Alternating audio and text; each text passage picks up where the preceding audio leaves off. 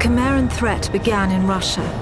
The origin of the virus is unknown, but its effects were devastating and swift. In the 1930s, reports of biological experiments began leaking out of Russia. Then reports of villages destroyed overnight. Then entire cities. We feared the Russians had developed a weapon of unparalleled power. The truth was far worse. The chimeras stayed sealed within Russia for over a decade. Then, in 1949, they launched an attack that overwhelmed all of Europe in a matter of weeks. For several months we thought England was safe. But in October of 1950, the Chimera burrowed under the Channel. We had prepared for them, but in 3 months' time, the war was lost.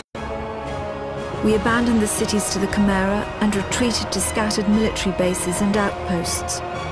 The Chimera had won. On July the 11th, 1951, the Americans launched an assault on the eastern coast of England.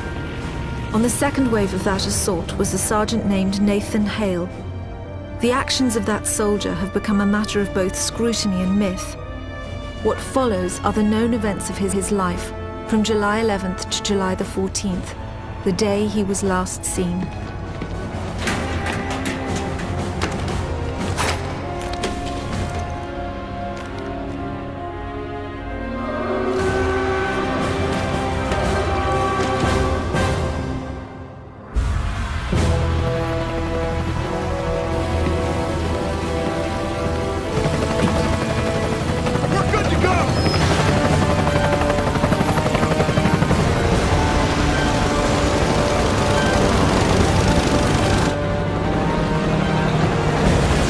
Soldiers had no idea what they would soon be facing.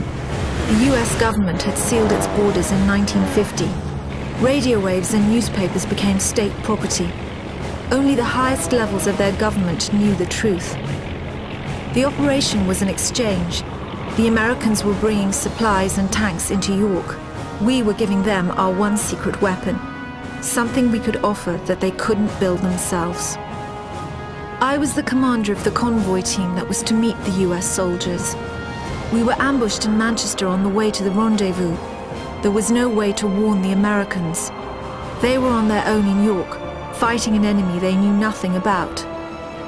We never learnt exactly what happened there. All we know is that Nathan Hale was the sole survivor.